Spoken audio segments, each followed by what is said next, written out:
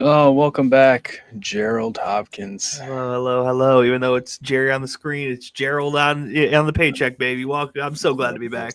That's what it is. I'm glad Miss to have you Trevor back. though. Yeah, Trevor's not with us. They had like a family dinner thing, so he texted me and said that he wouldn't be able to make it. I said, focus on that. I'll see you Wednesday. He was letting us know what he wanted to say though about the Eagles. Yeah, not a happy Eagles fan. Me and Caleb are gracious Bears fans. We not remind them that our team does this on a weekly basis, where you Yeah, make dumbhead decisions and lose games in close and brutal fashion. Something we like doing a lot as Bears fans. But a good week of NFL, a good week of college football, a good week of MLB playoffs. We have a lot to get through. Dude, what a great Sunday. yeah. I mean, so this is like the time of the year. This is why people love it so much, right? Where it's like, everything is kind of going on. You have football, you have baseball playoffs, you have NHL starting, you have NBA starting. Like everything is coming together in the month of October, month of November. Like everything happens, and it's a great time. MLB playoffs started last week. We had the wild card rounds, where you had the Tigers move on, you had the Yankees move on, the Dodgers, the Cubs move on. And then we had game one of these games yesterday. Some game twos today. Blue Jays Yankees is over, so I guess we'll start there. Blue Jays are now up 2-0 over the Yankees. They won game one 10 to 1, and they just won game two today 13-7. Dude, I mean, what a just explosion of runs in the second game. Shout out to Vlad Guerrero Jr. for hitting I think the first grand slam in Blue Jays history when it comes to a playoff series. So big ups there. It's panic time in New York. I yeah, hate to say that. And like this is the thing with baseball specifically, where you have so many teams here still on the board that you have such big money rosters that it doesn't matter in my mind if you're coming up against a good team, you're supposed to be in it. And to be down 2-0, I get it. Toronto had a great season. They have a great team. But you're the New York Yankees. You spend like the New York Yankees. You were at the trade deadline moving like the New York Yankees. They're not the only team I have this gripe with right now. When we go out to the NLCS or the NLDS, we'll talk about that in a bit. But like, this is not good if you're New York. But again, also just giving up 13 runs in any type of game. Like, yeah. I I can't mean, really defend there. That's no, nuts. but they've given up 23 total runs so far in two games, and this is baseball you're speaking of. Like, we watched the wild card round. Every game it felt like was low scoring. I will say for the Yankees, they played the Red Sox in the wild card round. I wasn't really high on the Red Sox. They got into the playoffs. Great. I didn't think they were a good team. They're one of those borderline playoff teams, but hey, they made it in. They got in. Yankees, lost game one, proceeded to win two straight games. They were at home. Now they go up to Toronto and just bats got hot for them a little bit, but they were so far behind by that point, it just doesn't really matter. But the Blue Jays are one of those teams that nobody's talked about and nobody really knows. You don't think of them because you think of the Yankees in that division. And then, look at them now. They're up 2-0 on the Yankees. Yeah, and again, 5 game series here, so that means just that much more. Yeah. This is because of the weird MLB formats that change every couple of years. Just enough amount of time to change too, where I won't remember them. This is also a problem because as a White Sox fan, we never go this far, so I don't think about playoff baseball this specifically. That staying in the AL, man, Game One of Detroit Seattle absolutely delivered.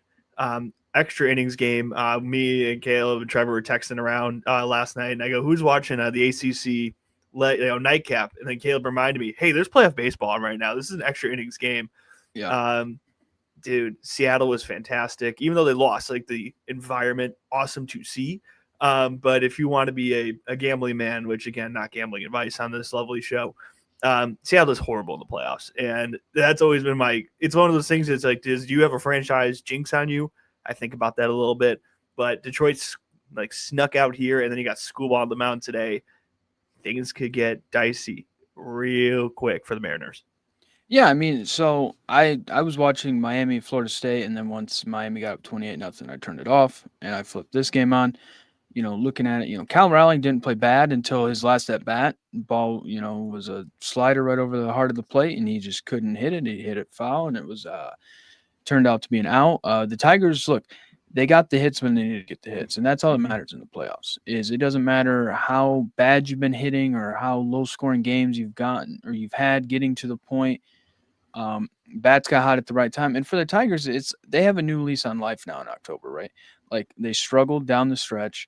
Everybody's like, this is gonna be the worst collapse in the history of baseball. They do get in the playoffs. They beat the Guardians, who had beat them for handily the last couple series they played in September. And now they go and play the Mariners. They got a lease on life. They're really good. And the Tigers, I mean, look, I mean, at the mid season, we're like, could they win it all? Like they were that Hmm. playing that good. They're on fire. Now you go up 1-0 against the Mariners, and now you have Scooball on the mound. I mean, it's momentum is all your way. And they play tonight at 8 o'clock, and it's looking like one of those things. Is everybody's like, well, the Tigers have a chance to go up 2-0, very big, going back to Detroit. So yeah, I mean, the American League side is very, I would It's say, chaotic. yeah, It's not very talked about. chaotic. Nobody really knows what's going to happen. There's no team out there that I would say compared to the other side, we're like, oh, that team could definitely win the World Series. So I think that's what makes it a little bit more interesting and fun. You never know. The Tigers could be the team to be like, hey, we're going to do this thing. We're going to go to the World Series. Well, the thing, then we look at these two series. What makes them so interesting in my mind is right now, if Detroit takes on game two and wins game two here, you go back home Yeah. with a 2-game lead. And even if you lose, you are coming in, you're going back to Detroit even. And so in these 5-game series, right now, Yankees, it's big time trouble. You've lost 2 away from home. Okay, maybe when you go back to in New York, you have a little bit more of a lease on life there. But in the Mariners case, you need to win, right? Like again with these 5-game series, this is what it comes down to. That much more is when you're the home team, you have to take advantage. And Toronto has absolutely done that. And the Mariners have not right now. So the Mariners, if you want to, you have to win this game because I don't see this going back to Detroit 2-0 and ending well. That's just historical precedent. And of course, now that I've said it, Seattle, the franchise that struggles in the playoffs, is always one of these, like, when they're good, they're so fun. But when they're good, they still find a way to lose. Um, Watch that now be broken because I said it out loud. That's how that works. But now let's move over to the National League here because two powerhouse matchups with a lot going on here. The Cubs riding off of a hot wild card there, big time win in game 3. Came into Milwaukee. Michael Busch hit the home run, and I, as a White Sox fan, have found myself into Cubs Twitter because of the Chicago adjacent Twitters here, where there's its own level of argument of you should root for the Cubs or not. You shouldn't. That's the final answer. But everyone's like, oh, it's Wrigley North, this and that. And then the Brewers put up 9 runs in 2 innings. That was scary. Yeah. That's not good. No, no, I will say, I think it's very impressive for teams like the Blue Jays and like the Brewers who had the bye where they sat for an extra couple days, coming out and being able to score the runs like that. Usually don't see that very often. That is it's very impressive to see that. So, yeah, I mean, Matthew Boyd pitched for the Cubs in game 1 after he pitched game 1 in the wild card round. He had like 4 days rest. He's a little bit older. That is the one knock on the Cubs is the pitching. If the offense isn't there, they don't have the depth in pitching, especially with Cade Horton being out. He's not even on the roster for this series. So, yeah, I mean, as a Cubs fan, I was glad we beat the Padres. And it was like, okay, now you don't really know what's going to happen. Anything can happen now when you get to this stage. You play the Brewers, who, of course, are a rival. And, yeah, I mean, the Brewers are a team that they're a small market team, right, where nobody's like, oh, the Brewers can win it all. And they've had their own disappointment in the playoffs. Mm-hmm. I know a Brewers fan, and he literally was like, he goes, this ain't gonna matter. He goes, we're gonna lose this series. He goes, we always lose. We always lose after making right in the playoffs. Now we have a bye, it makes it even worse. And so, yeah, I mean but for the Brewers to get up big yesterday, winning 9-3, yeah, that's impressive off the bye, coming into it, and anything can really happen. And you go to the other side of the bracket in the NL, and I think that's where people think that's basically the World Series matchup. Is I think what most people think. It really does feel like that. LA is LA. We could talk about all the great players on that team. They've been a test case this year of like how leniently can you take it in the regular season because they were not that fantastic. They were literally in the wild card, right? Like they could have played better, but they have all the talent in the world. And Philly is a team that feels so congealed and working well together. Got up early in this game, and then LA reminded teams why they're fantastic. That's just like you have all the pieces you could ever want in LA, and this is just such a slugfest.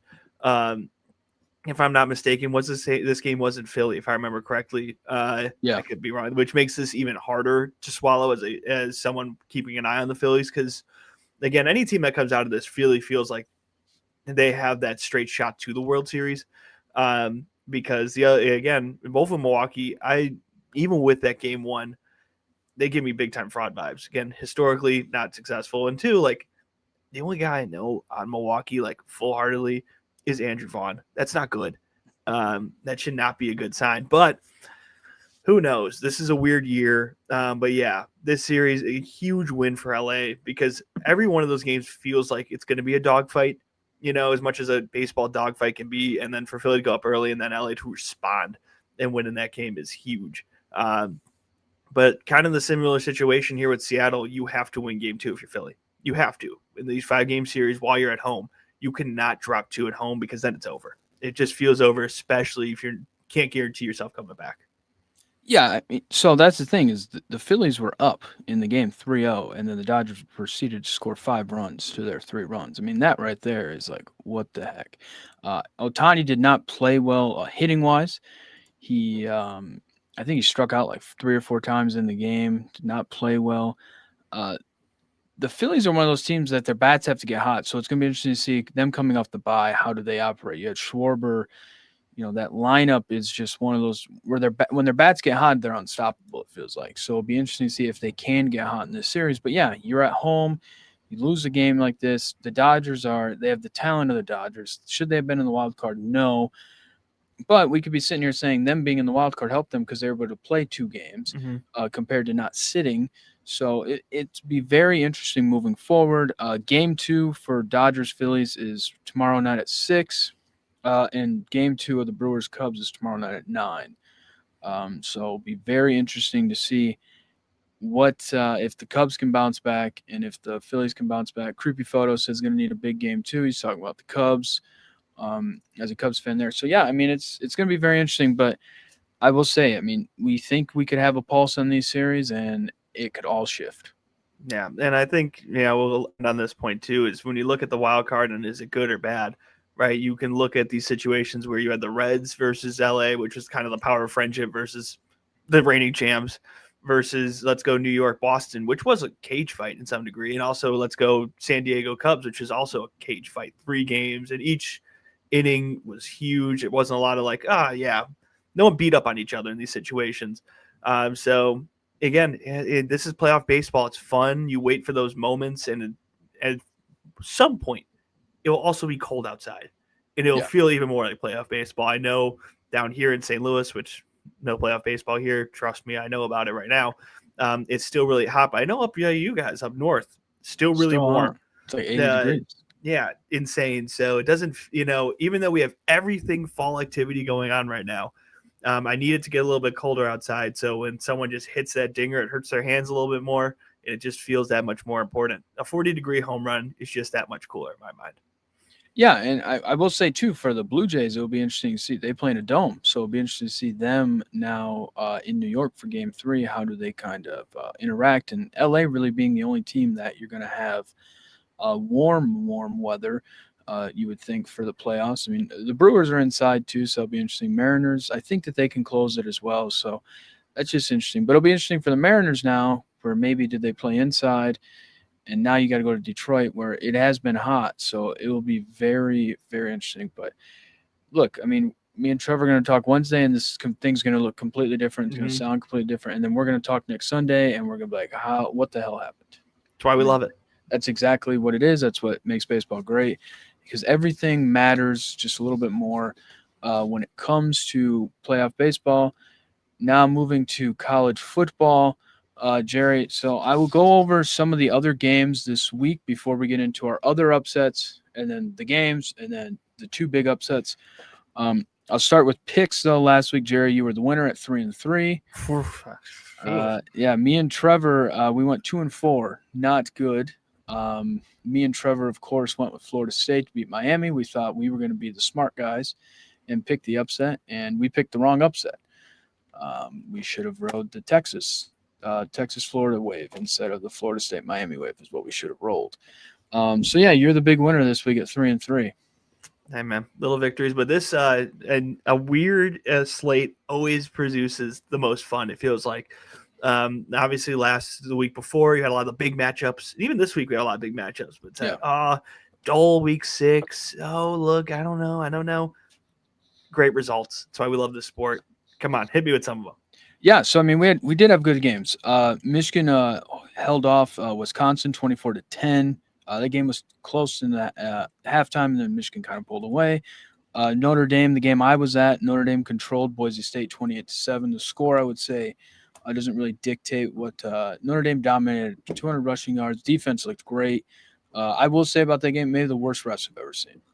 I heard that. I did Awful. not get too much of a chance to watch this game. Nice to play a team that doesn't know how to throw the ball against a team defensively that doesn't know how to stop Yeah. the ball, stop the pass. So, sometimes these things work out. This is one of those games I feel like last year when you were looking into it, like when we were in the CFP world, it's like, oh my God, Boise State's in the playoffs. They play Notre Dame next year. Notre Dame. Oh, this would be awesome. And then now we're like, oh, yeah.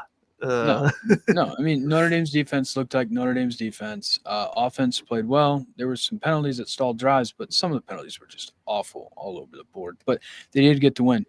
Texas A&M they were big winners over Mississippi State, 31-9.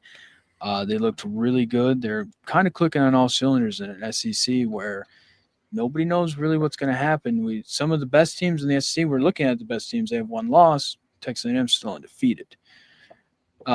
Texas Tech continues to dominate. They had a 35-11 win over Houston. They're kind of looking like the front runners in the Big 12 here. I mean, now the Big 12 is going to get wackier, but they are clearly the front runners. Money has paid off for them.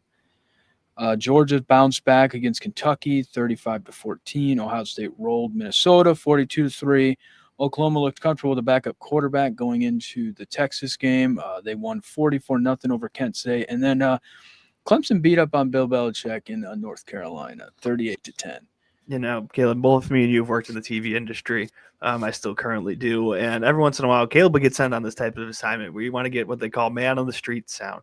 As, the everyday Joe, person, literally what it sounds like. And I think ESPN has succeeded in getting some of the best man on the street sound ever by getting that one girl talking about how bad North Carolina football has been circulating all over Twitter. And she said, yeah, it's been like the worst I've ever seen on campus, and I failed a midterm before. I think that was peak as a TV guy. Sometimes you tip your cap. I really much respect the great interview, but oh no, yeah, things in North Carolina not good. I don't even know where to start on that, and I don't really know where to go with that. It kind of sounds like their offense. Yeah, it's all everything. bad.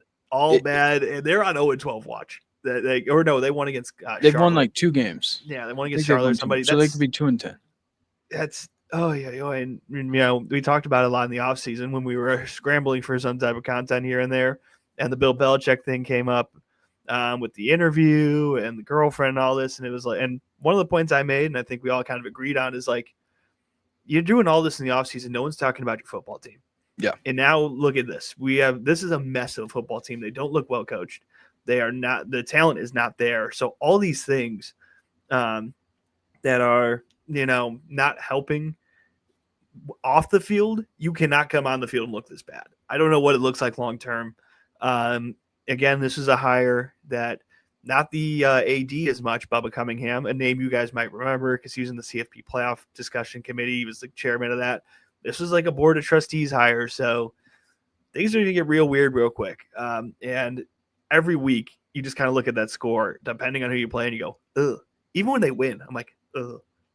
Yeah, it very much reminds me of a Belichick disciple who coached in South Bend at one point in his career, that name being Charlie Weiss, where Charlie Weiss had the same mindset kind of Bill Belichick had, is I'm from the NFL. I'm smarter than you. I can run an offense better than you. I coach Tom Brady. I can make Brady Quinn into a great quarterback. And Brady Quinn was a very good quarterback at Notre Dame. But once Brady Quinn left, he had talent and it just never transpired because the thought process was, I'm just smarter than you. X's and O's can win it. That's not necessarily how it works in college football. You have to have the talent. North Carolina clearly doesn't have the talent. They have like 70 new guys. Pulling all that in, it's really rough. But, Yeah, I mean, I agree with you. Everything was not about football in the offseason. And I think that that could have been them like foreshadowing, like, look, it's going to be rough football wise. So we need to kind of build up the momentum, kind of like how Dion did in Colorado. They weren't good the first year, but oh man, they're a lot better than what they were. They look better. They have some talent. Well, for Bill Belichick, he didn't have Shador Sanders and Travis Hunter on his sideline. So, yeah, no, it's going to be real funky to see how it continues to move forward. The Clemson game was a game that everybody's like, oh, game day may go to that game. Like, this could be a big game. And, they're both sitting there, and Clemson is, I think, 3-3, and North Carolina, I think, is 2-4. Most importantly, Ludacris did have a pregame concert there. Of I course he did. really, if anybody was there, I want to know your experience. I feel like that's just a wild thing to have happen. I don't even know where to start with this. Like, an older rapper who still has a great, record here, all this stuff in that great discography, just shows up to a bunch of college students who hate this team. They cannot like what's going on here. Yeah, and I forget. He said some kind of quote that I also saw on Twitter. I was like, oh no, this is bad. Somewhere like he's gonna try to pump the crowd like, oh man, I feel like you're gonna win. Nah, man. They're terrible. They're just waiting for basketball season down there. They are. I guess, and I they haven't had that going for them either. No, but I guarantee everybody's upset down there, and it's rough, and you don't feel good. You're not happy. That takes us to some of our other upsets we had this week. All right, Cincinnati Bearcats. They beat number 14 Iowa State 38-30. Iowa State's no longer undefeated, and now I've already said the wackiness of the Big 12. This adds to the wackiness of the Big 12. I was at Notre Dame tailgating. You sent a text that was like, Rocco Beck just got hit hard, and I text back. I was like, is he dead? He took a shot to the dome. It was one of the rare few confirmed targeting calls, if that tells you anything. Dude, Cincinnati continues to surprise me because I've never been high on Scott Satterfield. If you remember, they kind of had this weird coach. You hate this guy. I don't hate him, but I remember his time at Louisville. It was not that successful. They were kind of a middling tier program. And if you remember when they Virginia Tech fired Justin Fuente, he kind of tried to throw himself at that job and didn't get it. So they did this weird kind of coach trade with Jeff Brom going back home, Satterfield going here to Cincinnati. And the first couple of years had not been that great, but in every game, even in their loss, like week down to Nebraska, they were in it. I don't know what to make of Nebraska. I'm starting to get a better idea what to make of Cincinnati, but this loss to me felt like Iowa State. They just couldn't stop the run. It was impressively bad. It was one of those games where the first tackle was happening 4 to 5 yards in. You're not going to win a lot of games like that. It was really weird. This Matt Campbell team was not disciplined, a team that usually very much is. They kept it close. They spotted a couple points in the beginning here, went down like 17-7 early and kind of pushed their way back in. Rocco Beck, I like him a lot as a QB.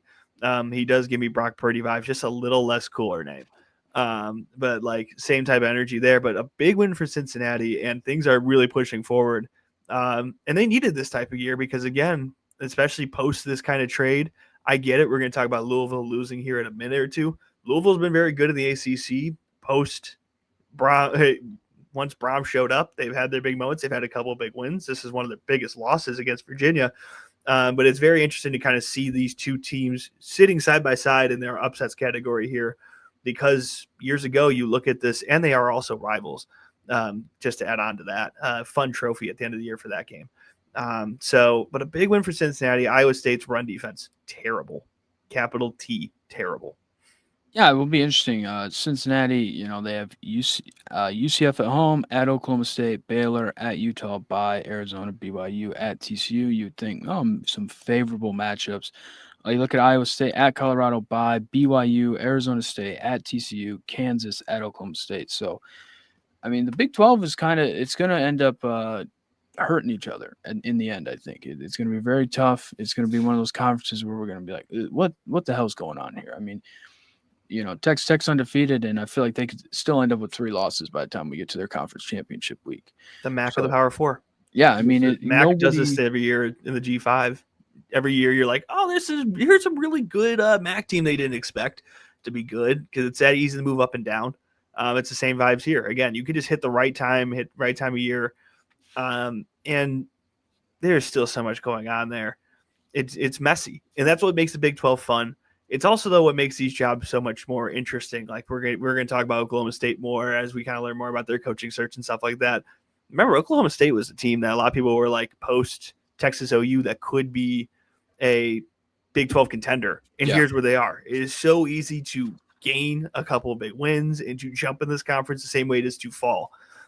So bring on the wackiness again. I'm calling it the MAC of the Power Four because one year you can be kind of suspect, like Cincinnati was last year, 500 team. Now they're sitting like 4-1, a win against an undefeated team that I think is still ranked in the AP poll. Just like that, it's that easy. Yeah, I mean, it changes every week in the Big 12. That's pretty much what I feel. Moving over to the ACC, Virginia does it again in overtime, beating Louisville. That's what me and Trevor were, isn't it? It's Louisville, right? It's Louisville. You swallow the O. Yeah, you worked on that very hard at one point in your life. Yeah, Trying it's to only make you sure learn. that was pronounced right. Louisville. They beat them 30-27. Are the Cavaliers potentially? Are they that second team in the ACC potentially? I hope so. And I hope so because I've said one of the easiest guys to root for is Tony Elliott and the Virginia Cavaliers. I really think about it again post shooting, which took multiple lives of their players and was just such a tragic moment.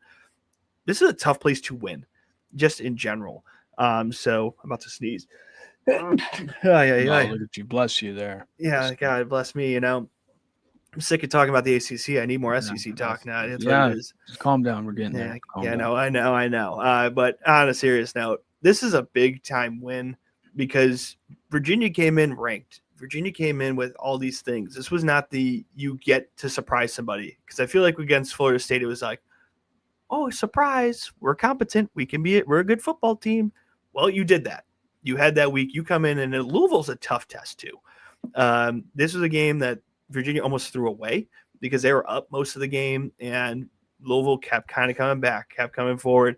So to me, to go back to back between a Florida State win and then a Louisville win, an undefeated Louisville no more, is a big deal. And I will always be kind of rooting for Tony Elliott on the side. I think he's a good coach. And the best part about it is they're built like the guy he is. Tony Elliott is an offensive mind, and their wins 45 points, 30 points.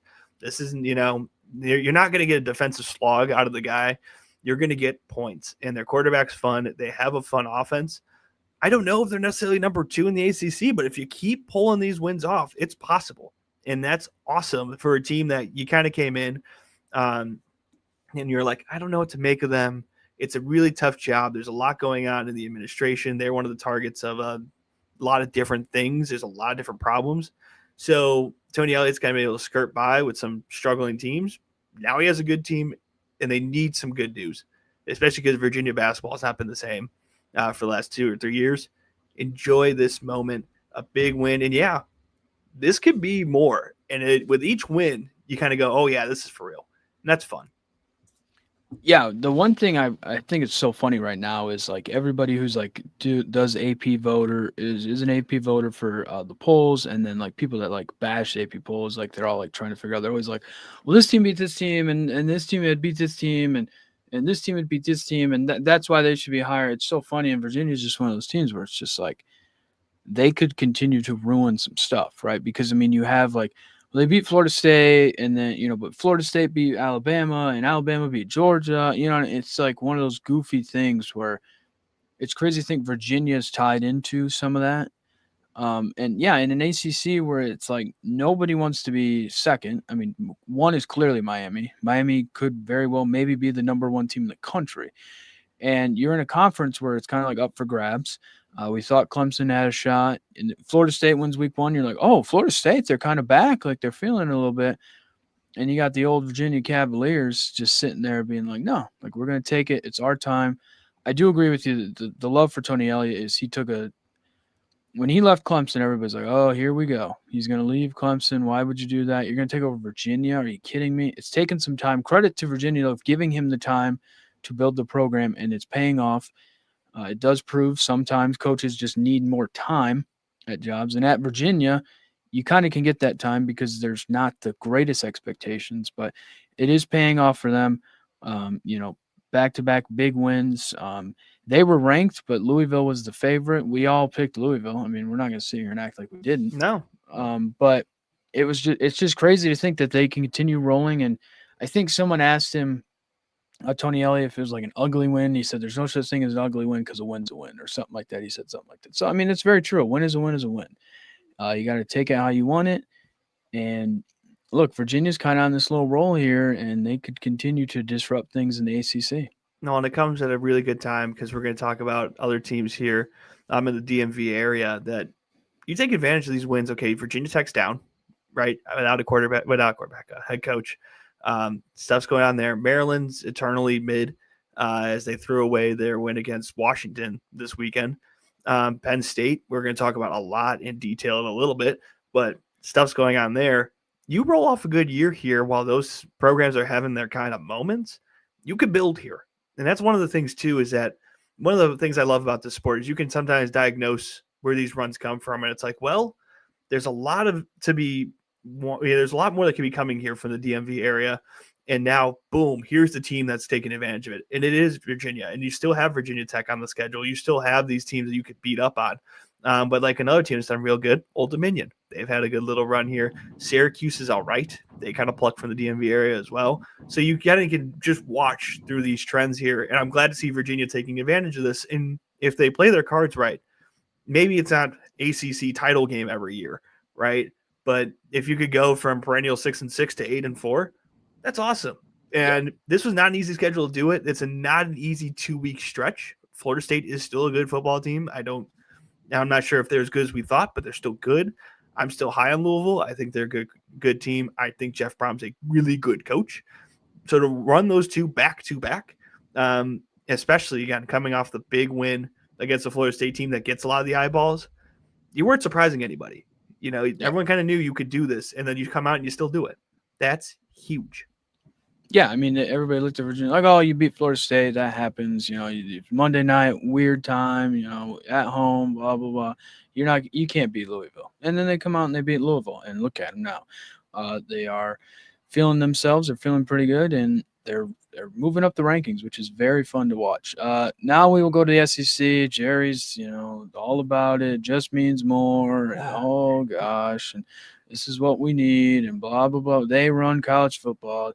They need 15 of the 16 teams ranked in the top 25 every week. It's all we hear. Deep conference. Blah blah blah blah blah.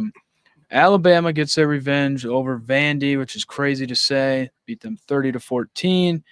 Vandy came in 5-0 to Tuscaloosa, but Alabama made sure they left with a loss. This is one of those games where I'm like, yeah, these are just two good teams playing each other, which is what I was trying to figure out walking into this. My question with Vanderbilt was I knew they have pieces here. Diego Pavia is a real quarterback. Eli Stowers is a good tight end. They have a solid receiving core. There's things here and they hit. One of the things about Vanderbilt that I'm not used to seeing is they've got some dudes on defense. I know Lee, Clark Lee, he's a defensive guy. I absolutely get that. But they have kind of done the island of misfit toys really well. And the reason I knew this was two really good teams, not to say the other teams we have talked about are not, is this was a game decided on a couple of mistakes, a couple of turnovers. Pavia fumbling it in his own half there on that one run when they could have gone up, I think, 14-0, but instead they give Alabama the ball back. That's a game-changing play. If you're not on the same pedestal as either one of these teams, that doesn't matter because you gave up 8 yards per pass or 6 yards per run. No, this is a real back and forth. I think that 30-14 score kind of at the end makes it feel like it wasn't. This was gone into the end there. Each week, Ty Simpson continues to look better and better. Alabama is starting to wake up, and this was one of those games that it's not. The thing that's so interesting about it is that it's not sexy, but it was definitely necessary. First of all, again, when you talk about Vanderbilt, it's like, oh, you beat Vanderbilt. Woo, right? Kind of a lose-lose situation for Kalen DeBoer because it's like, you're supposed to beat Vanderbilt. We don't care if they're ranked, but you did, and it wasn't easy. Their run defense leaves some to be desired, but their pass defense is pretty solid. But both these teams are dangerous. And this is a good fight between two, if not at least good, evenly matched teams, which is a crazy sentence for me to say just in general, because we're talking about the University of Alabama in their home at Bryant-Denny Stadium, taking on Vanderbilt. So I came away impressed with both teams. And now the Missouri Tigers get to take on said Bama. I'm not excited about that with this type of win, but a very evenly ranked match against, at least in my mind, two very good teams, and it played like that. This played like, we'll talk about later, a Florida Texas, two teams you expect to be kind of even historically, big helmets. Vanderbilt doesn't have the helmet, but they played like a helmet, and they're a team not to be messed with, at least in my mind. Yeah, I mean, so with Alabama, it's one of those things where people are like, oh, it's Alabama. Oh, they're Alabama. Like they should be good. Vanderbilt, whatever, blah blah blah. So I think my takeaway is like, what is Vanderbilt going to do now that they lost this game, right? Because they had a big they had so much momentum coming off of that big win against Alabama last year, where they knocked them off. They're like, oh my gosh, they played Texas tough at the end of the year, right? And everybody's like, oh, Vanderbilt, okay, cool story. Come in, you start 5-0. How do you now move forward after losing a game where last year you won this game to where now you lose it? You're in the heart of the SEC schedule. How does it work? Diego Pavia, how does he respond? So that's my big takeaway with Vanderbilt is what do they do after this game? With Alabama, it's one of those where it's like it matters when you lose. They lost the first game of the year to Florida State. Mm-hmm. And you want to, if you're going to lose in this playoff system and how it is, you want to lose early. Well, they lost early. They've looked very good since. I do agree with you, Ty Simpson. 340 yards, 2 touchdowns. This kid has kind of figured it out. It took some time. Shocker. We don't give anybody time anymore to do anything. Took some time. Kalen DeBoer, he got his buddy, who's the offense coordinator, back, who's been on Ryan Grubb, who's been under him every other where he went. He was with the Seahawks last year, so he wasn't at Alabama. They're slowly starting to figure it out. Kalen DeBoer is a good coach. There's no doubt about that. It's just everybody's always wondered the fit with him in the SEC. He's slowly, I think, figuring it out, but he is adding his different hints to it. But yeah, I mean, Alabama is one of those where you're going to get the talent. You got to go out there and play. How do you compete moving forward? But coming off the Georgia win where everybody's like, whoa, they beat Georgia. No one was really expecting that. And now it's Vandy where it's like, well, you have to beat Vandy. And they do it. And so I'm very impressed with kind of how they've responded since the Florida State win, where I think we all kind of wrote them off like, oh my gosh, like what is going on? They could lose 4 games in the SEC. They're at the time we're like, oh, they're not Texas, even though Texas lost to Ohio State, or they're not Georgia, or people are saying Tennessee and all this stuff, A&M, and now it's like no, like they're there, they're here, they're kind of slowly moving on. The SEC is deep without a doubt. Vanderbilt is going to end up being, I mean, they're going to be a good team. They're going to ruin someone's season towards the end of this. But yeah, I think for me, it's how Alabama's kind of responded and how Kalen DeBoer, with all the noise. I mean, the lady, if she won the lottery, was going to fire her. I mean, that was going to happen. And now he's beat Georgia. He owns Kirby at this point, 2-0. Owns him. And now Vanderbilt, Clark Lee's a really good young coach at Vanderbilt. They have some things going. They have a dynamic offense where they score a lot of points. I think they're close to top in the country in scoring. And you only give them 14 points. It was tied at halftime. You don't even allow many points in the second half. They look impressive. They're getting there. And, I mean, like I said, it matters when you lose. They lose the first week. You kind of recharge, you reset, and now you kind of move on. And they look very, very good. Yeah, and I think the big thing with Kalen DeBoer, the question mark has been in games he's supposed to win. I think that's why the week 1 game really stung a lot of people. As we go back into this moment in time, it was, oh, this is the 2-10 Florida State team that's had to retool everything. Alabama has a lot of their pieces back. They have a star-studded wide receiver core, new quarterback. They should be coming in here, and then they got tail whipped that week 1 game. Last year, it was, oh, Bama beat Georgia. This is a fireworks game, one of the best games of the year. Then they went to Nashville and just played sloppy, did not play well.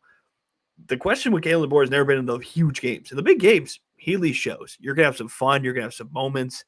It's going to be close. And we look back to those Georgia games. And I think it's a little bit also of like a Alabama monkey, not just a Kalen DeBoer monkey, because I think Kirby's like 2-11 or 2-9 against Bama. But it's like in those games, those big moments, Kalen DeBoer and his teams bring it. Yep. It was in those weird intermediate games where you're like, what the hell's going on here? So this was that's a win here where you win by 2 scores at your home building against a team that you're expected to beat. And you have a high standard, but you took that job for a reason. So I'm curious now what it looks like here. Does Bama have that moment? Do they fall in that little sleeping trap again that caught them last year? Or are we kind of turning the page here? Is this going to get to here's what Alabama's used to? Here's us playing every week in and out? Because these are the games I think Alabama fans sometimes weirdly worry more about than the big ranked on ranked matchups, because you're like, we come out for those. Yep. Now, we don't talk about Bama getting really blown out in a game where it's a 2 ranked opponents.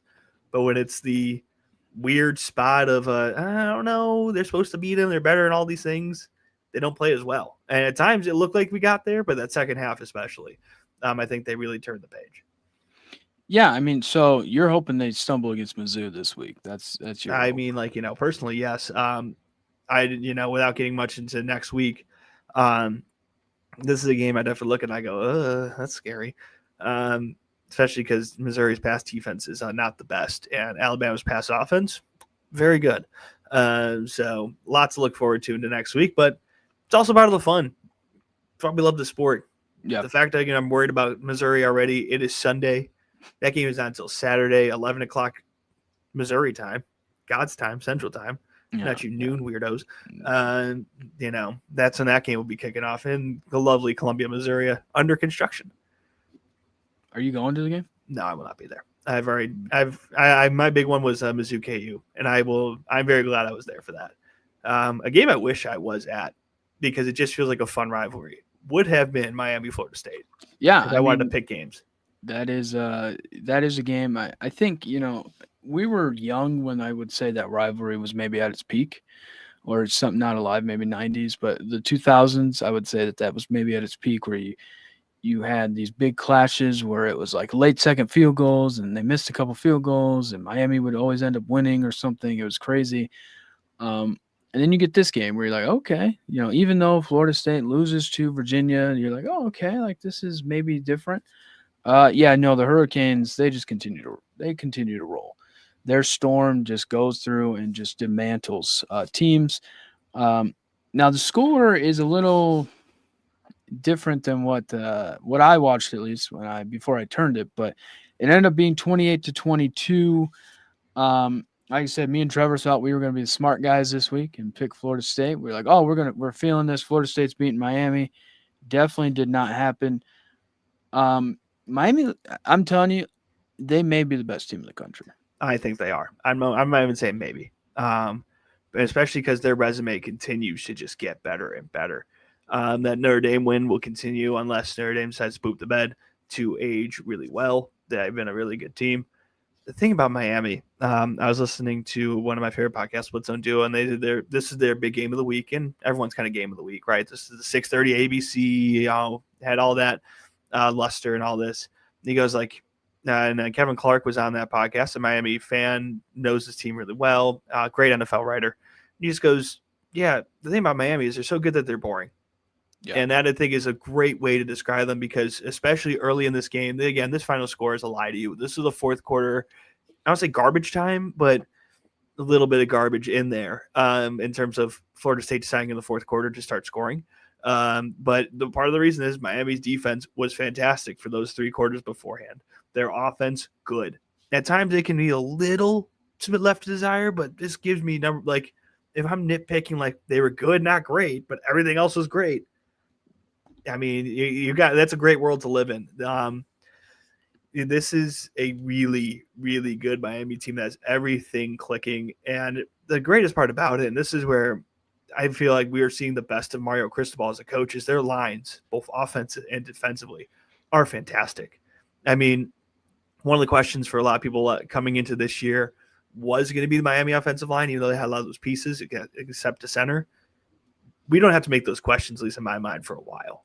This is what Mario Cristobal is known for. He's an offensive line coach at heart. His defensive line is very good. They were pressuring Castellanos. This is one of those teams where just every week they just continue to get better and better.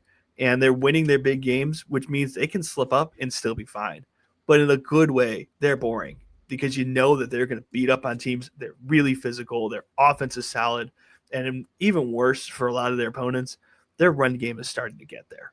It's not really, really there yet, but it's starting to get there. Carson Beck's looked very good. He was worth all the, I want to say problems, but all the attention that brought to the program, other things like that. He's been good. The receiving core solid. But again, that offensive line's just so good. You could throw a lot of quarterbacks back right now against Miami into the Miami system, and they would look good because he has all the time in the world. And this win to me said a lot more about how good Miami is than if Florida State's stumbling, maybe they're not what we thought. I don't know as much about that end because I just think Miami's just that damn good. Yeah, Miami is, like I said, they're very, very good. The defensive line, I told you what I was told from somebody through the assistant line Mm-hmm. coach at Notre Dame is they viewed that defensive line as like maybe the best they'd ever seen, Mm-hmm. which is crazy to think. So their defensive line, it is terrifying. It's good. They made Florida State's offense, which is very much an offense when it's on, it's clicking, it looks good, it feels good. They made them uncomfortable. Castellanos, my dad was like, "Is this all this guy does? Is just run the entire time?" It's like, well, no, he had to. Nobody was open downfield. He had no chance. The only time he had was maybe a breakaway, and then you would play where he was playing Alabama, he'd run for 20 yards. It was like a 2 yard game against this Miami team. Um, Carson Beck, this is probably the best version of Carson Beck we've ever seen. Like after last season, his draft stock plummeted. He comes back, his draft stock's moved back up. He had 4 touchdowns. I will say, not only does he have a great offensive line, but he's got weapons. Mm-hmm. That Tony kid is ridiculous. He's a true freshman, I think, and he's just all over the place. He had 2 touchdowns. Daniels, I think, had 2 touchdowns. I mean, there were some points of the game where it didn't even look like Florida State's defense was even on the field, where it was just so easy for Miami to score or to get big chunk plays. Their offensive coordinator is a very good offensive coordinator. He'll probably be a head coach soon. It's just one of those things where they the problem for Miami is they started like 5-0 last year too. And they're feeling good. You have Cam Ward, you're like, okay, like we can be very good.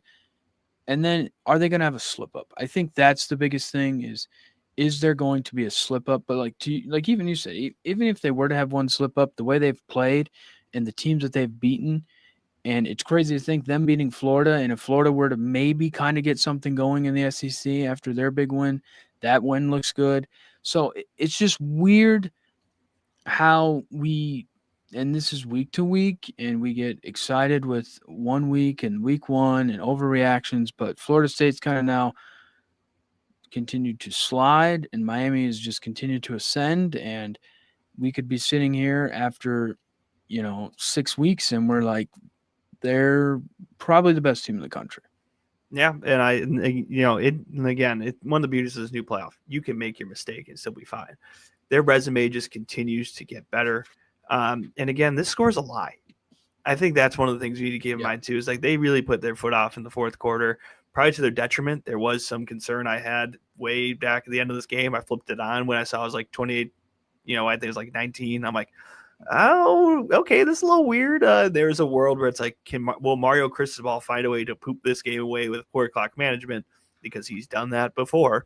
But this team just has a little bit of everything. And I really like the fact you brought up the Tony kid, the freshman, because he's been kind of like the final piece I feel like makes this team that much more complete. Is that he's kind of came on in a way I don't think a lot of people expected. We didn't expect that, nor did we kind of have him on our radar. We'll be the first to admit. And it's just you have that final thing where it's like, here's a guy, by the way, that's really good and is figuring it out and decides to be the final piece in an already great team. I am very high in Miami. They are, in my mind, the best team in the country. They have the best resume. And at every point, they have just looked like the better team on the field against who, depending on who they're playing on. That includes week one. I know the Notre Dame game was very close. I felt like Miami over time just looked like the better team. And then Notre Dame was kind of like latching along. And I'm not just trying to say that to, irk on Notre Dame people and irk on, the university. It's more of a compliment to how good Miami's been. And at every moment, I don't know what team you could put in front of me right now where I go, yeah, I think that the Miami's not the better team here. And the resume keeps doing it for me. They have a really good problem, good resume, and a lot of good product on the field. Yeah, no, the Tony kid, I had no idea who he was, and then he played Notre Dame, and it's like, who is this kid? Like, he's unstoppable. He's all over the place. He was carving up Florida State. Yeah, and I do agree with you. The Notre Dame game was close. They kind of let Notre Dame back in. I think that it's very similar to this game. where Notre Dame is just better than Florida State in my opinion. So it got to the point where it was like, oh my gosh, like this is a game. They did a similar thing, so it'll be interesting to see if that's a pattern or if they can be like, hey guys, like we can't be having this where we kind of let these teams back in when they shouldn't be let back in. So that will be interesting. But yeah, look, they're a very good team. It's crazy to think that they had the number one pick in the NFL draft and they could be even better than they Mhm. were last year, because they did have a lot of talent last year, but their defense was not as good as it is this year. It is completely different defense. They were scoring 49, giving up 50 in some games.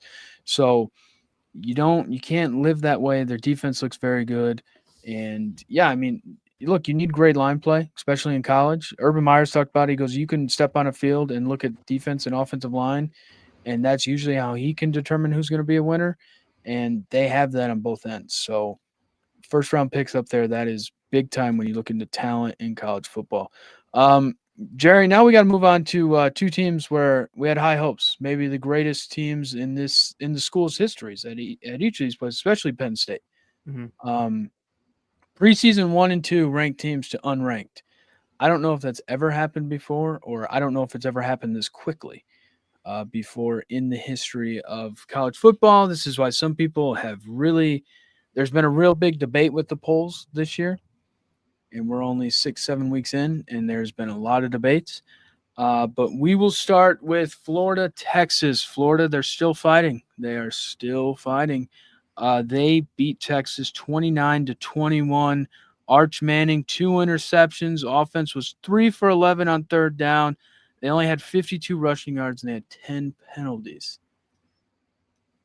I mean, I think what's really interesting to me about this Texas team is that a lot of these struggles come on offense. The big takeaway I had from this week, especially between these two upsets, is there is one upset where you could see this happening. I know it was not the Wednesday show, but the argument you could have made to me on Wednesday about Florida, Texas is Texas's offense is not that good. Florida's defense is good. This game gets close. Florida finds a way to win. You couldn't have given me any way you could have thought to tell me that UCLA is going to beat Penn State. Even in this world, I think they're in different categories. But I see the path that came true here with Florida, Texas, is Texas offense for what is supposed to be one of the best offenses in the country because they have the guy on our screen here, Steve Sarkisian, a great offensive mind. He drives these crazy plays. He does all this crazy stuff. They've looked fine. They've looked okay. Arch Manning's made rookie quarterback mistakes, young quarterback mistakes, and they don't run the ball well. And I think that is one of the things that is really not being talked about. They have if I remember, a lot of injuries within the running back core right now. But if you're not running the ball well, you can't set up your young quarterback to even be successful. Like, yeah, you want to put a team that have go 3 for 11 from third down. Start them at 3rd and 8 every time instead of 3rd and 4, 3rd and 3. This is a team that's not on schedule, an offense that looks okay at best, and that's not good because their defense is fine, but it's not elite. Florida's defense, as we've talked about, and what's made this team so frustrating for a lot of Florida fans beyond is they have a good defense, but the offense has been atrocious. DJ Lagway is starting to finally figure it out a little bit, which could be huge for one, Billy Napier's job security, and if he keeps that job, but also just to see what's going on here because the Florida losses have not been due to lack of talent. This has been due to a lack of offensive execution. And this week they started to have their offense, I would say roll, but start to figure it out. And so it makes Florida a tough team to beat. This was an upset that was very possible with that in mind. But if you're Texas, you got to start figuring it out on the side of the ball you're supposed to be good at. Outside of that one explosive, really nice throw by Arch Manning, he's showing it some moments. I don't want to act like he's over. Like he's getting out of the pocket better. He's making some better throws. That touchdown to Ryan Wingo, which I think put this as a tie game or it was like a 1-score game, a beautiful ball on the move. Like he has some of these good moments, but if you keep setting him up for 3rd and 7, 3rd and 8, and things like that, you're putting a lot on this kid that we're learning is not the number one draft pick. He might end up being a really good quarterback. I don't know. He keeps getting better each week, but it's not the next coming of Jesus Christ. This is not the guy that right now the Jets, because of the worst team, are tanking for. Generational, Jerry. Yeah, Generational. pick your adjective. He's not that right now. He might end up being that, maybe, with a year's time, but right now, he is a fine quarterback that's slowly getting better. He's a young quarterback that's making some bad decisions, some good ones. but this is the one you could have explained to me. I still do not get to this point how UCLA, the team that fired their coach, was doing the offensive coordinator here, who is on your screen, did not know how to use the buttons on his headset. He didn't. No, and he said a lot of times he was making the calls and the microphone was still up by his ear. Like he didn't even have it up. This is so nuts to me. First of all, kudos to UCLA. What a necessary win for a program that has just, once they move to the Big Ten, it feels like everything's kind of just fallen apart a little bit and completely, especially on the football field. This is a team that did not look competent in any way, shape, or form, was getting their butts whooped. You come out and you know what helps? Get spotted like 17 points to lead. I'm not acting like UCLA is that damn good, but if you give me 17 free points, I'll take a lot of teams over Penn State.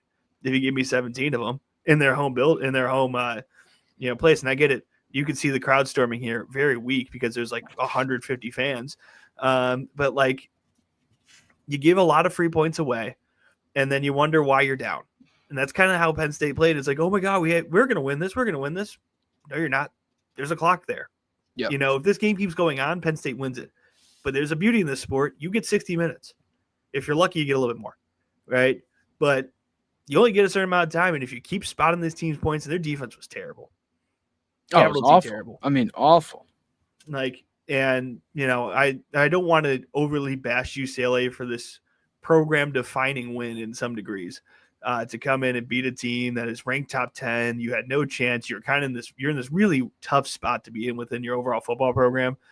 Like, I don't want to just be like, well, congratulations, you got your one. What a way to get your one. There's no guaranteed win left on the schedule. I'm not taking much away. Like, oh my God, they figured it out necessarily. But for Penn State, this is bad. I don't care if they win out. I don't know if you win going to the playoff. There's two teams that, in my mind right now, don't deserve to be in the playoff. And that is Illinois, after they got 50-pieced by Indiana. And it is now Penn State that you have lost to a team that fired everybody midway through, is a dumpster fire overall, and you spotted them 20 free points almost and gave up 40. Whoa. What? Yeah. No, I mean, so like this goes into the when you lose, it matters. And how you lose, right? So Texas, you lose early, and you're like, oh, okay, like they can figure it out. Well, clearly we're figuring out Arch Manning under pressure is not good. He makes the plays in like garbage time or where it's like whatever it plays that happens, right? And so you're like, okay, so pressure, he has a real hard problem, and I don't know if that's one of those things I feel like you either have it or you don't. Now you move on to Penn State. Their quarterback's the exact same way. When he needs to get something done, he typically cannot get it done. And now you've lost 2 in a row to where Oregon, you're like, okay, Oregon, good team. We lost in overtime. He maybe, puts a little bit more air on his throw, get a first down, maybe we score that drive, whatever. Now you go to play UCLA. This is supposed to be your get-back game. This is supposed to be you're supposed to terrorize them. You're supposed to beat them up. They have a new offensive coordinator who they did midweek. The guy's never called plays. He doesn't know, like you said, the headset. He knows nothing about what to do. They're awful. They're 0-4.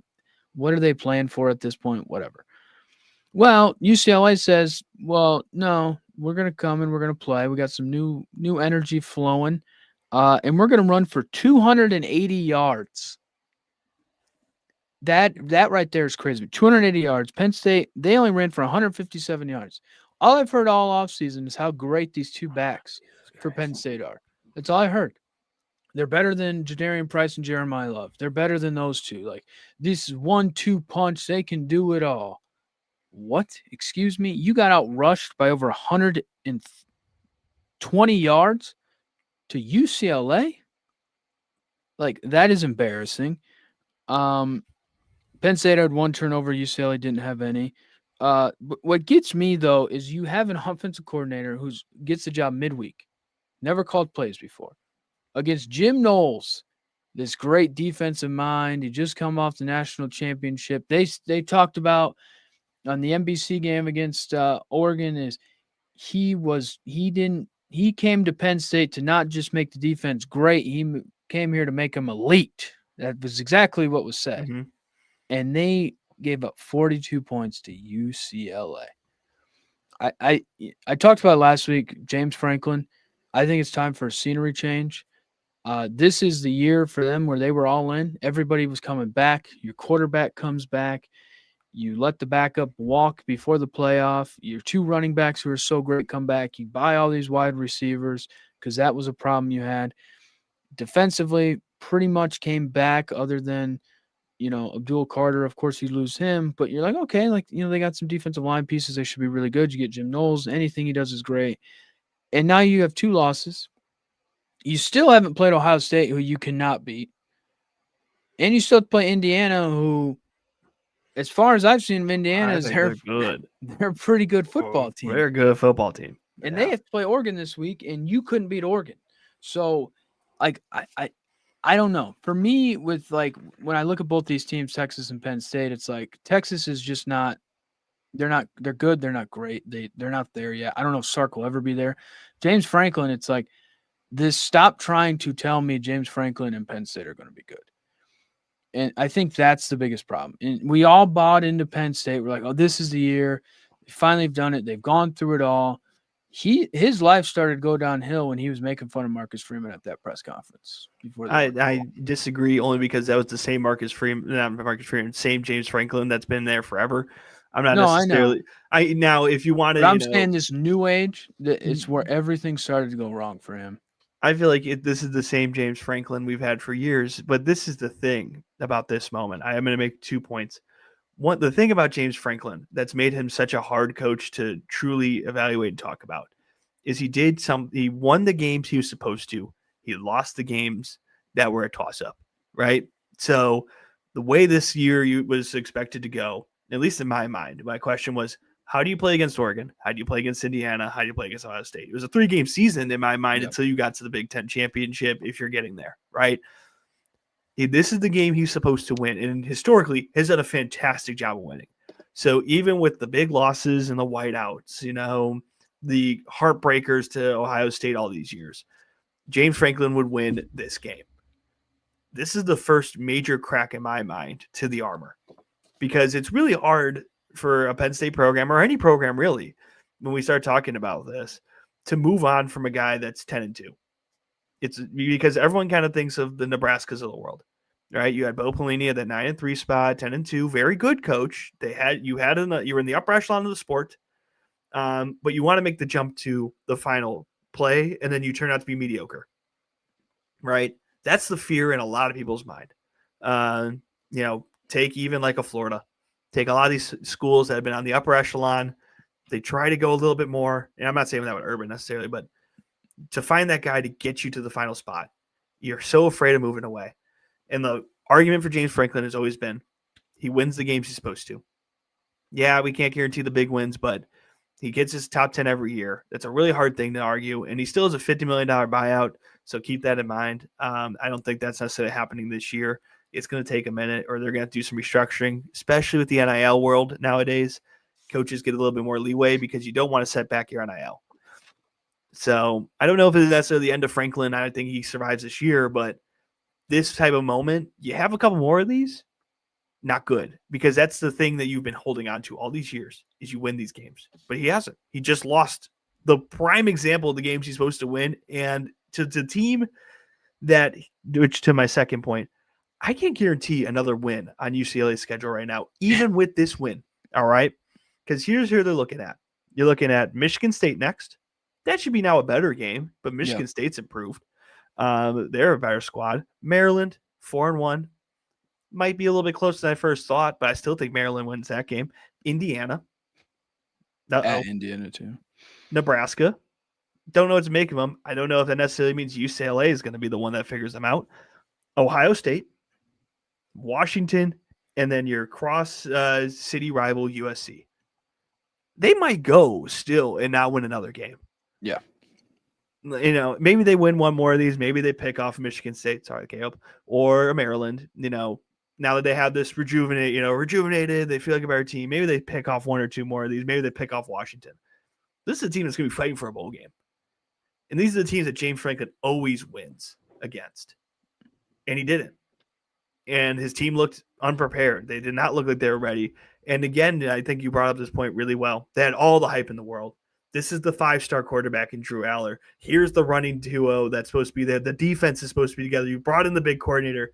You did everything you're supposed to in one world. And now the question is, did you pick the right quarterback? And, you know, have you just sunk in your playoff chances? Which in my mind they have, because this win's going to age like milk. Or this loss going to age like milk for them. So either James Franklin's going to have to win a big game, which He's got to win two. He's got to win two big he's games. got to win one, but at least one, right? He's got to win two, to even not just for playoff hopes, but just to get people to be like, okay, James Franklin knows how to coach. You need to beat either Indiana or Ohio State. That's not an easy task. He struggled with these types of games in the past. This is the first big chink in the armor, and I'm very curious to see what it looks like. If maybe not even this year, let's say next year when this money starts getting a little bit more manageable and we're not signing those 10-year extensions for whatever reason, what does this look like if you lose more of these types of games? Because you've now just shown it's possible. That's huge. That is huge. Well, I think the thing with him is it's going to be tough. Is you went in all this year and it was okay. So when all these guys leave, what does your team look like after that? I think that's the biggest question. Is you have a guy in Bo Perillo who you were hoping would stay, even though he was like, no, I'm not staying in this new world. I can leave. And now look at me at Mizzou. So he's gone. So you don't have a quarterback beyond Drew Aller. You know, that's the thing is after this season, which was supposed to be your year, what do you look like? I get with the transfer portal and everything, you can kind of retool, but it's not going to be the same. And I mean, in their schedules, not going to. I mean, now it's like you look at it and you go, well, if they can lose to UCLA, they can lose to anybody at this point. They play Northwestern at Iowa, bye at Ohio State, then Indiana, at Michigan State, Nebraska at Rutgers. I mean, look, realistically, they could be 8-4. I mean, they're. It looks like they're on that trajectory. And this is a team that was what, if I remember, one pick away from being in the national titles game. Yeah, without a doubt. And kept a lot of those pieces. Now I get it. Abdul Carter's one of one. Like he was rushing Notre Dame in that playoff game on one arm and still getting to the quarterback. That's hard to replace.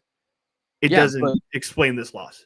And that's I think my thing. You get Jim Knowles to be like, we lose a guy like that, but we have Jim Knowles, everything he brings. We still have a good defense. And then we give up 280 rushing yards to UCLA. I guarantee UCLA doesn't even have 200 yards rushing the rest of the year. Yeah, I don't. I am still at a loss for words for this. Without all this though, I feel like I've been dunking on UCLA somewhat unfairly. Just what a big win for a team again that has been. It feels like they're in the dumps. The question was coming into some of these games, some of these teams, like, is this the worst UCLA team ever? Or like, in terms of the numbers, what a huge moment. A lot of smiling faces. Neil Hauser's dad obviously is on CBS, which this game was broadcasted on, which made it that much cooler because they had all the reaction shots and all that stuff. So like, I think there is a beauty in this. Like, yeah, we can dunk on Penn State and they deserve it. But I do want to give UCLA some flowers because this team has not that much going for them. They really don't. And, I don't know what the long-term future looks like. I'm not going to gas this team up to be now a bowl team. But to get that first win, that elusive monkey off the back, especially for a team that, again, we walked through their schedule. I don't see a lot more guaranteed wins. For you to do it in this fashion, all the sad pieces about, what is UCLA football? All this type of stuff. Like Bruce Feldman did a piece like, what's gone wrong? Like we're in that type of stage with this program.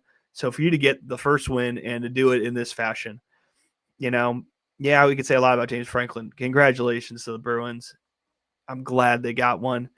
And we needed chaos. That's why we love these weeks, these weird off-brand weeks where it's like, again, don't have the big matchups, have a couple of name brands. Boom. Big upset. Love it. Love this sport. It also proves that like it can be done at UCLA, right? Like it's kind of on the ropes, and they were able to do this. But yeah, I mean, they were mocked, right? Nico spent all that money to get him. You're like, what the heck's going on? They look bad, losing to some teams that they shouldn't lose to. You think of UCLA, and you're like, okay, and fire their coach, reeling, fire offense coordinator, trying to figure out, and they come in, they beat Penn State and knock them out of being ranked. So yeah, preseason 1 and 2 to unranked for both Texas and Penn State. we'll now move on to the football version where there is no rankings. We don't know what the hell's happening half the Teams time. just win and It's lose. crazier and crazier. To the NFL Week 5 here. I will start with the Broncos giving the Eagles their first loss. Very big, 21-17. Trevor, of course, an Eagles fan, going crazy about this game. I simply put it as the Eagles in the second half felt like they were up by 50, and they played like that. And the Broncos came out. They go down. They score the touchdown. It was like, oh, they're going to kick a PAT. Wait, they're going for two. Wait, what? What are you going for two? And it's like, no, the way that they're playing, let's do this right here now. 18-17. Eagles were not able to mount a comeback there. I don't know what it is about the Eagles. They're a really good football team. Every year it feels like they get into these walls where like they should just be winning these games and they don't. So that's what's going to be interesting moving forward for them. This type of week is really nice for both me and you because it's a Bears bye week, so we just get to observe the football. Hate on everybody else. Observe the football. I'm not going to get too deep into the Philly stuff. They're getting, not yet, but they're slowly getting the Chiefs territory for me where I'm like, I don't really care until we get later in the year. Yeah, it's one dumb loss. They didn't look great, but let's, go out. That's the team I'm keeping an eye on. A lot of weird stuff going on in Indianapolis, before this game. Who would have thought? But during this game, it didn't matter. I have two thoughts going on at the same time. The Colts just keep doing what they're supposed to do. If you're going to be a good team, I think their schedule's been weird, not the strongest, but they have kicked the living out of teams. They look good. They're going to take care. They're taking care of business. This was not a contest. I also have real Raider questions. Geno is terrible. They're awful. Everything that Pete Carroll stands for is just not being. I mean, Pete Carroll to give up 40 points. This was disgusting. A lot of disgusting results in general. The Saints absolutely took care of the Giants. Yeah. Okay. Rico Dowdle, thank you for taking care of business against the Dolphins, putting up like 250 whatever rushing yards. That was huge. We don't have the 3:00 games or 4:00. I'm so sorry, you guys. Yeah, 4:00 games. No, this is it's the greatest time ever. The Buccaneers decided again, why just not have a boring game? Let's have our game go on crack. That may be the best uniform game we'll ever see in our lifetime. Oh yeah, fantastic uniform game. 38-35 win there. Washington looks solid. They win there. The return of Jaden Daniels and the Chargers. Now they have some injuries, but we thought, hey, they're the Chargers. They're going to do it. They're going to win it. It's finally their year, and now it's the same old Chargers. Screeching back to reality. That's a situation I'm monitoring. I was worried with the fact that we had Jaden Daniels back with a knee brace in his second year. I was like, oh no. And I know they play the Bears next week on Monday night. I want that to be a good game. I just don't want Jaden Daniels to get hurt. And that sounds really weird. He's one of those guys. History repeats itself usually in life. Oh, I just looked at that and I'm like, oh, please no. And I don't really want to root for them because they really did break my heart last year with the Hail Mary. But the game I've been very fascinated on. See, I look at the ugly of the NFL. The big games is one, the Texans beat the living out of Baltimore. Cooper Rush had 3 interceptions and Derrick Henry only had 33 yards. You wonder why they paid Lamar. Look at this game because the Texans have been not that good, and they looked that good. The Ravens are, John Harbaugh is on that trajectory to be like, you may have a new job somewhere else next season. And I wouldn't be shocked. Which it feels like with the way things are going, that's not good. The Thursday night game was fun. I want to make sure we make a mention. No, that was a good game. I watched baseball and then flipped over to it, and it was a good game. McCorkle Jones there played very, very well. No, that was interesting. Just interesting for LA. I think of LA as like one of these teams that knows how to fight everybody, but doesn't know how to win the fight. So it's like the last couple of weeks, you lose on that blocked field goal. Granted, if they missed the field goal, they still lost, but the blocked field goal helps some bettors, if I remember correctly. And then you come here against San Francisco, a team that's really beat up. Again, Mac Jones deciding to look like a really good quarterback. It does make you ask the Brock Purdy question, which is, why did you spend $50 million or whatever That's on Brock very Purdy? So there's that question that's going to be flying up. And then also shout out Tennessee. Yeah, they Winning came on a game back field goal against the Cardinals. 22-21. Is the new Call of Duty out yet? Yeah, it's close. I think I was it's say, real because close. that's Creepy we're photo, getting, man. No, we are getting the close. Kyler Murray experience right now. With the that was weird. They should have really won that game. They had all the stats in their favor. And then in the fourth quarter, Tennessee was just like, let me win this game. Kind of like the Broncos did with Philly. Same type of vibes there. And then Jake Browning is bad. He's terrible. He's awful. Everything about the Bengals is awful. Me and Trevor went extensively into it Wednesday, and I don't know how Zach Taylor has a job after this season, to be honest. You and me both. I mean, unless he sells it as he is literally the worst thing I've ever seen. I don't know. And like the worst part about it too is like you had the question sitting here of, do you go and get a guy like a Jameis Winston and hope? But now it's like you do that, you're just wasting draft capital. This is a lost season, and I really feel for Bengals fans because you're not guaranteed these windows of success. So I'm not acting like they were going to be a Super Bowl guarantee walking in, but this sucks. And Jake Browning's just bad. And they kept it a little bit closer than I think a lot of people expected with the Lions, but garbage time. It doesn't matter. Like the Lions are still the Lions. Two good games to end here. I am very Patriots curious. That game's going on right now.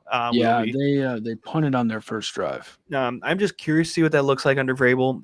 They beat the I think about the Saints last week, and now the only remaining undefeated team is on Sunday night, and then Monday. This is a game that I think the when Jags, they got who would have thought? I know. When you first saw this on Monday, week 5, I don't know. I wasn't doing that much schedule peeking, but if you would have told me this was the week 5 game, I'd be like, ew. But now it's like, oh. 3-1, the 3-1 Jacksonville Jaguars. All I hear about are problems in Jacksonville, and they keep winning. It was that one clip of Liam Cohen telling Trevor Lawrence to hit the guys in the chest or whatever, and I guess he waved him off. That made social media rounds. Everyone's like, what's going on with Brian Thomas Jr.? And they're still 3-1.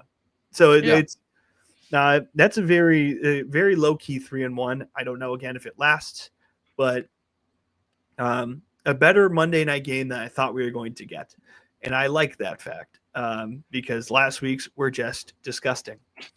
That was ugly. That was terrible. Also, the Jets bad. Let's talk about bad. No, they're bad. I told Trevor too. I was like, I'm tired of people trying to push the narrative that Justin Fields is a quarterback in the NFL. He does not produce wins. The Cowboys' offense looks spectacular. We talked about too. Dak could be on the Joe Burrow year where it's like he's having the best year of his career, but the team's not very good. And they just, I don't know. The Jets. Did you see where they were trying to compare this year's Jets to the first year Lions under Dan Campbell? This was ESPN doing this. I kid you not. Is they were trying to say that a quarterback that was not wanted by another team then comes onto this team, and they're a young and up and coming team. They have a lot to work on, and they have the fight, the hunger. It could all work out. And no, quit trying to push the narrative. The Jets are terrible. They'll probably be picking number 1. And I don't even know they'll probably have Carson Beck will probably be their quarterback at number 1. Oh God. And I don't know. Carson Beck looks solid on, but like this college QB class, one thing we have not talked a lot about in a lot of the games we dissect are the quarterbacks. That should tell you something. Yeah. But coming into the year, it's supposed to be better than the last year. It's always going to be the next great NFL draft quarterback class, and then it turns out not to be. This is just a really weird situation, and I don't know. Like the thing with Aaron Glenn, he's supposed to be this high energy defensive guy, and their defense doesn't look that good. No. And that's kind of my thing. It's like when I look at these types of teams, I'm like, if your coach is this thing, I want to see something. It's kind of like been my question mark with the Bears is you have this offensive guru, super mind. The offense is starting to look better. I'm not acting like they're looking great, but they're having flashes. There are moments. Right. And I expect our defense to actually not be as good. Really weird as a Bears fan to say that. Historically, it's usually the other way around. But it's like, is the team getting better at the thing that this new coach, is supposed to pride themselves on? And with the Jets, it's like, dude, your defense doesn't look good at all. No, they're terrible. And that's what concerns me. Like, at least with the Saints, with Kellen Moore, Spencer Rattler's starting to have some moments. I'm not acting like he's again the franchise QB, sign of a 10-year deal, but their offense is starting to look a little bit better. And now they had a big fumble recovery that really broke this game apart. And then I think our final note has to be the funniest one, which is the London game, which had featured Dylan Gabriel, Carson Wentz, and Jordan Addison missing the first quarter, doing God knows what to miss practices or whatever that was. Dude, what a funny game to hide in London, which had all these weird, funny subplots. If I wanted to analyze this game correctly, I should have done like the mime stuff, but I didn't. I'm still talking, but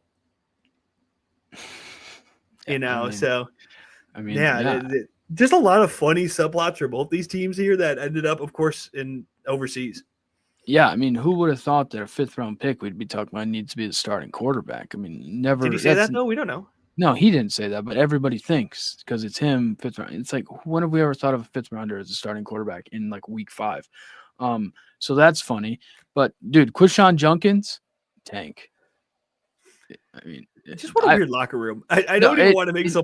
I don't really want to analyze this game. Yeah, he's a fine running back, but like, it is goofy. Locker room. Joe Flacco, Sanders, Dylan Gabriel, Quinshon Judkins, Myles Garrett. Like, there's just stuff going on there. And their team is so good. Their team is constructed weird too, right? Because they have like David Njoku, who's a really good tight end, and then they draft Terrell Fanning Jr., who's also a really good rookie tight end. And it's like, out of any team to have an abundance of tight ends, of course it's the Cleveland Browns. But I don't know. I mean, like, that's so goofy there. And Kevin Stefanski, I think, is a good coach. I truly believe that. I think he is a good coach, and if he were to be fired by the Browns, any team would pick him up very quickly. So it is just very, very goofy. But yeah, I mean, of course, that's a London game, of course, without a doubt. That's one of those where NFL's like, hey, we're pushing this, but maybe don't watch this game. Well, and like, I love Stefanski because, like, look at the defensive performances those teams put up against whoever they're playing, even with the offense in mind, because Dylan Gabriel's not that good. I don't know what's going to happen in that quarterback room. So you're saying Shador's going to be? I don't care, dude. With the talent that's in the room, you could throw any one of those quarterbacks out there. The offense isn't just hitting a spark plug. Now, it will be funny when Shador gets his moment for some reason, unless he gets cut, which somehow I don't know which one's more likely at this point. I think he's gonna play at some point. It's either literally he starts at some point or he gets cut, and there's like not an in between here. Because if he keeps doing all the weird stuff, they'd be like, dude, we're tired of this. I don't know. It's such a disgusting situation. Stefanski, like you said, is a very good coach, and I very much agree with that. Because again, I look at like their Packers game. Like the Packers' offense isn't necessarily that great, but you held them to 10. And that's what they get with an offense that does not like to play offense. Except for now, Quinshon Judkins starting to figure it out. A necessary win for the Vikings, a team that feels like is also at a weird juxtaposition with a rookie quarterback that got hurt. No one knew he got hurt. He was hurt for weeks now. And they're purposely like not playing him or making sure he gets to 110% before he plays. It's just that is a weird situation to me too. Yeah, it's a very weird vibe. So to get this type of win against a team that you should beat either way, big win, big deal. But yeah, that game's hidden in London. But yeah, I like the way we're ending the slate this week. 2 solid, interesting games. But we're moving through. It feels like we're starting to figure out who's who's what teams will bring to the table. Like, again, the Buccaneers are just going to bring you chaos. We've just learned, if you're a fan, they're going to give you a lot of heart attacks. Yeah, stuff like that. Raiders bad, Colts good. Like there's certain things where I'm like, okay, I have a pulse on these teams a little bit more. And Bears are going to win the Super Bowl. Yeah, of course. I mean, we're the greatest team of all time. We're in a 2-game winning streak. That's what we do. I will also say it's been very interesting to see teams that we thought were going to be good are like bad and like bad. Yeah. And teams that we thought could be like bad are like, oh, okay. Jacksonville. Jacksonville, the Colts, were like, oh, I don't know if this will work with Daniel Jones. Like, what's going on there? And then there are some teams that we thought were going to be bad. Bad Dolphins, terrible. They're awful. How do you lose to the that game? Panthers? Mike McDaniel is to be such a great OC somewhere. I mean, yeah, in San Francisco. Oh God, He's going back, getting the band back together. It makes sense. That's a team that's going to be trading parts. Speaking of trading parts, if Brees Hall wants to make his way to Chicago, we'd take him. Yeah, he played really good. I just picked him up in fantasy, and I knew I was the right choice. I knew 16, 17 points. He's a beast. So before we end this, Bills fumbled. Josh Allen fumbled. Patriots might have just fumbled as well. So this game is going to be real ugly, real gross. Patriots are wearing all blue, even though they're in Buffalo, and Buffalo's wearing their all white. Like the all rivals. Whites, Yeah, the rivals, the NFL, Nike rivals, just so you buy more merch. Yep, the New England Patriots just fumbled as well. No, Mike Vrabel might kill somebody. So yeah, hopefully we don't witness a homicide on the sidelines. If that's the case, it might be in the 10 o'clock newscast tomorrow. Yeah, I mean, it makes your business great. I mean, I guess so it keeps the ball rolling for you. Yeah, so we'll be back Wednesday. Me and Trevor will be back. Jerry, of course, stays on his regularly scheduled program during the week, and then he'll be back on Sunday. We do have a big slate of games. I'm going to the Notre Dame game Saturday, so sadly I won't be able to watch a lot of them. That's the only thing I hate about going to games, is you can't watch all the games. It's the one thing I hate, but do love going to Notre Dame games, so we'll figure that out. So yeah, a lot to talk about coming up this week. Baseball, football, hockey starting, basketball starting. Everything's coming back. We always joke like we didn't know what we talked about in the summer. We got through it, and look at us now. Yeah, we have an abundance hour and 30. of content. Yeah, we have hour an and 30 abundance on of content. Everything's going on. So yeah, as always, thanks for watching.